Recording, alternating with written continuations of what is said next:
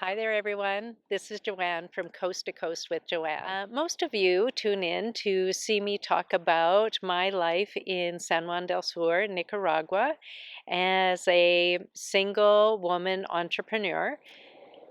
This summer, though, I took a trip home to northern Manitoba. This is where I was born and where I grew up in a little place called Snow Lake, Manitoba.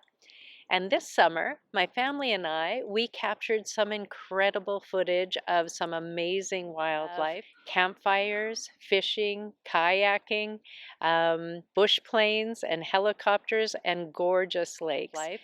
And I am going to put that together in a little series called My Canadian Safari.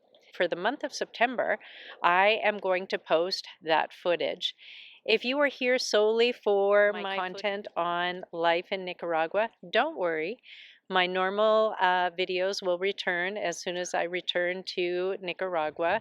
But I do hope that you stick around and let me share with you what life is like in beautiful northern Manitoba. I appreciate each and every one of you, and thank you for watching. I will see you the next time on the first episode of My Canadian Safari.